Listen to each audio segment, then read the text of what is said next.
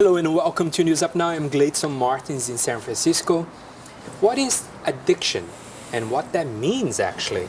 Are you addicted to chocolate, sex, drugs?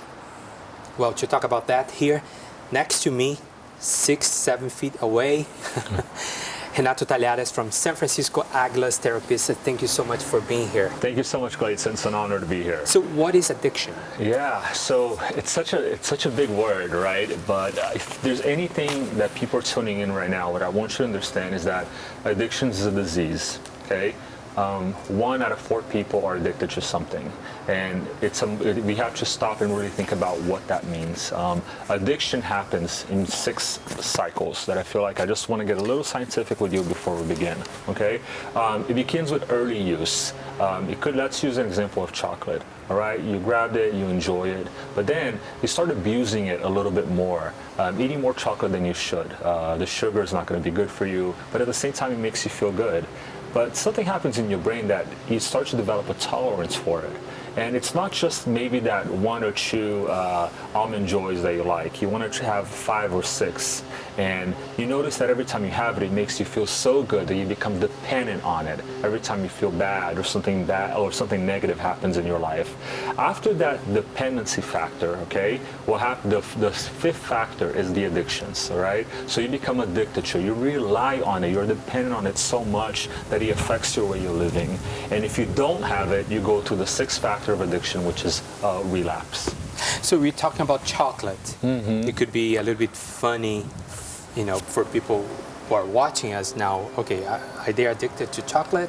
I mean, this is normal, eating chocolate, but it's more than that, right? Mm-hmm. I mean, you could be addicted to a drug, opioid, or sex. Yeah, right? Absolutely. So, and in fact, the numbers from 2019 increased to 70% of people dying of overdose in San Francisco, and they expected this number to be much higher this year because of the pandemic. Mm-hmm. So is that a way to find what are the signs actually, if parents are watching us, what are the signs they can check on their kids? And just to hit back on the statistic first, what I want to share with the viewers is that overdose is not just homeless people, okay? This is regular people that work 9 to 5. Overdose doesn't discriminate your gender, your sex, your orientation. It affects everybody. And so that overdose is, you're looking at all kinds of people in the same spectrum. Unfortunately, is that we tend to look at it just as a homeless component, but it's so much more than that. But in looking into addictions, it really comes down to behavior, okay? Something is happening in your environment that your moods and your feeling is quite different than it used to be before, or you notice your child doing something that doesn't really quite feel the same. Now, it could be something very simple like, video games. Like, I'm just playing video games and, your child is playing there for 5-10 minutes, it's one thing. The other is that when they're playing video games, you become dependent on it. Like, I had a really rough day, I want to forget my problems, and I want to sit and play video games. And next thing you know, you've been 12 hours looking at a screen, you haven't gotten up, you haven't removed your eyes from the screen, you're dependent on that action of the game to give you some kind of validation or satisfaction to forget your problems. And so what happens is, in your brain we have the limbic system, okay? And getting just scientific with you, and bear with me, the limbic system is where your dopamine is released into your frontal cortex. And so every time you eat chocolate and it makes you feel good, or a pizza, or you even go for a run at the gym, your dopamine is released. And so when that's released, you feel great, you feel euphoric, and you want more of it. The problem is that you become dependent on the more of it for your daily life, saying that if I don't have more of this, I'm going to want more of it. And that's what's happening with overdose. Overdose is that you're telling your body that I've tried this drug for the first time. There is nothing like your first high. That's what every client says. It's the best feeling. But what happens is, I need more of that to make me feel like that first high. And so they start taking more and more and more of that, because now the dopamine has more difficulty being released in your body. And once you take so much of it that your body can't sustain it, you eventually just end up overdosing. You overdose not just because you take a lot of it, but maybe because you mix with other drugs. Because where your the place that you're at doing the drug is not really healthy for you. And so it allows your body to lose control, your heart start beating, your brain damage, and so and when you talk about addiction, we're not only talking about the chocolates, opioid, or other types of drugs, but also sex. Yeah. So when is sex can become a problem? I believe that sex addiction today is really getting out of control. Okay, there are many manifestations and reasons why sex is such a big problem today. It could be a sense of validation that you need to get from other people to make you feel attractive or handsome and so on. Or it can be a pleasure that you're trying to seek, that you're trying to exert something that you haven't had. Let's be honest, there's a lot of temptations out there in the world today, okay? And so sex is an interesting thing because people don't just have sex, but they also mix other drugs to have sex, to enhance that feeling. And so they become more dependent on it and relying on it to have some kind of satisfaction and make themselves feel better than they already have. Mixing of the sex, the pleasure, and the drugs, and it goes back to the 80s and 70s, drugs and rock and roll. Yeah. Right. So you can have sex and you can have sex with chocolate. And it's going to release endorphins because it makes you feel good and it tastes great. You understand? The problem is when you're mixing cocktails like marijuana or cocaine, meth or heroin for sex use. Well, really, you're thinking that I'm doing sex and then I'm trying the drug. Well, that's not really what you're doing. You're trying the drug first. That's what's making you feel the way that you feel, and then you're searching for the sex. It's like when you do marijuana and you get the munchies and you want to eat a lot, right? So that's what the cause of that drug is, making you do something else. It's not because you're like, oh, I want to have great sex. I want to do marijuana or cocaine so I can have the best sex. No, it's on the contrary. What's your main enhancer is the drug, and that's what's causing you to go pursue the sex, because you think something in your mind is telling you that that's what makes you feel better. That's what's going to make sex even grander. It's going to be even more satisfying. And so the reality is, if you work out and your endorphins, if the dopamine out of your brain feels amazing, and you go and have sex, you're going to have great sex because the dopamine is out, it's loose.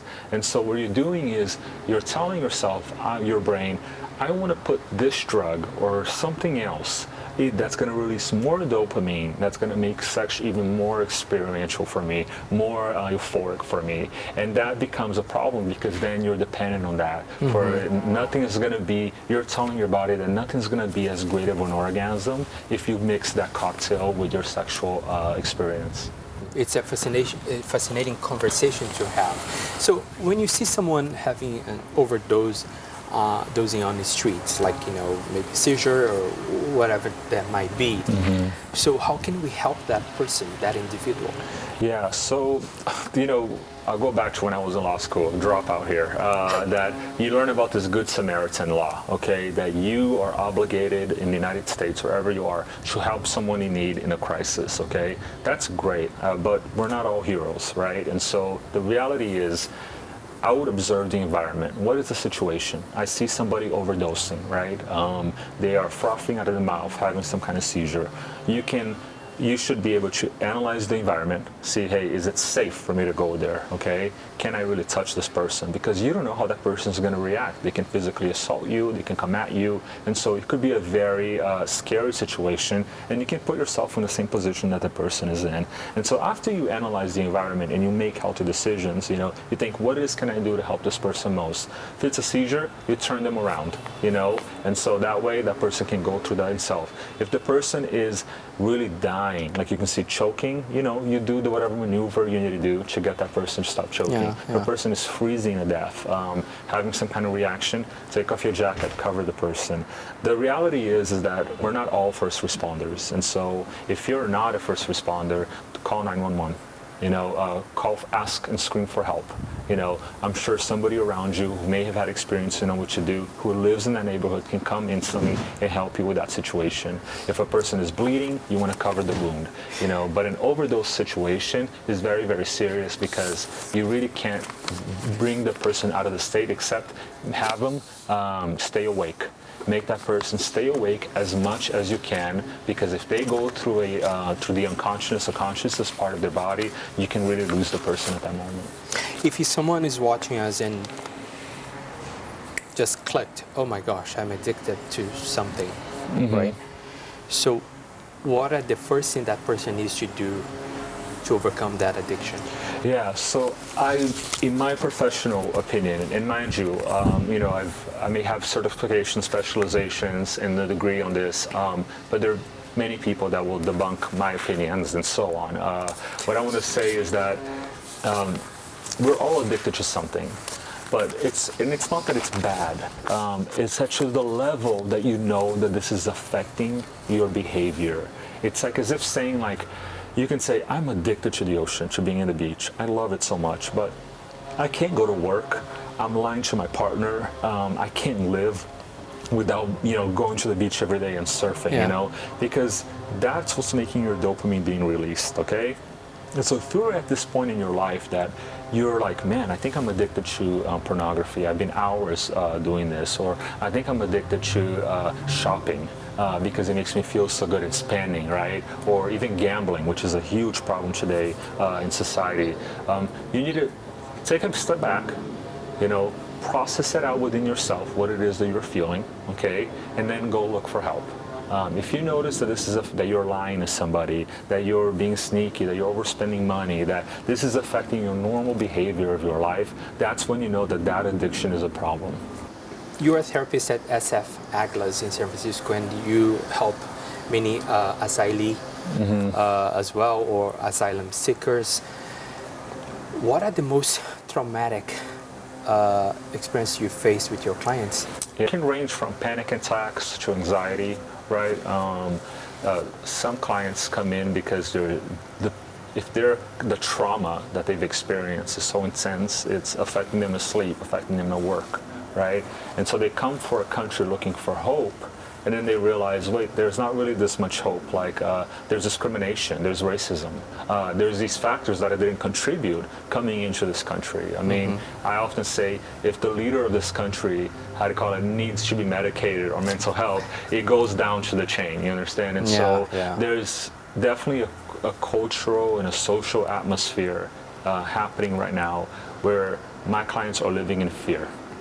And fear is a component of a horrible thing that will make you do decisions that are not good for you. You understand? If you become so dependent on trying to face this fear through other uses like drugs or other behaviors, it's going to affect the way that you live your life. I want to say something really interesting, that your addiction, what therapists, psychologists do, when you come in for a session, we do an intake evaluation and see where you're at, okay? And we also ask about your history, your family history, what happened when you were younger. And so I look at chocolate, for me, it was my happy place. I grew up in a farm in Brazil, and very humble for my grandparents. And so to get a box of chocolate, I got Otobox, which you haven't tried, you should. It was like Christmas, right? Wow. And so I felt validated, I felt loved, I felt like I was being cared for, that I did something right. And so I always wanted to feel that way. And so I thought the idea of having more and more chocolate will validate that for me somehow. And so then I couldn't just eat one box of chocolate anymore. I wanted to eat 2. I wanted to eat 3. I wanted to try all different kinds. And the reality is that as I got older, I realized, wait, I could be diabetic. Like, I'm feeling so tired, like I've expired the dopamine, feel good in my brain, that I'm getting overweight. And so that feeling is going in contrast to the other feeling that I was first having. But that's something that I did with my therapist to analyze within myself. Wow. And so we often look at a correlation between your life or early stages to adulthood to see where are you at with your addictive behavior. Interesting. Well, chocolate is good. That's all I can say. For sure. Thank you so much, Renato. Absolutely. It's a great honor to be here. Thank you so much, Renato. Yeah. If you have any questions for Renato, let us know at tips@newsupnow.org. We can forward your questions to him. And also you can find him at sanfranciscoaguilas.org.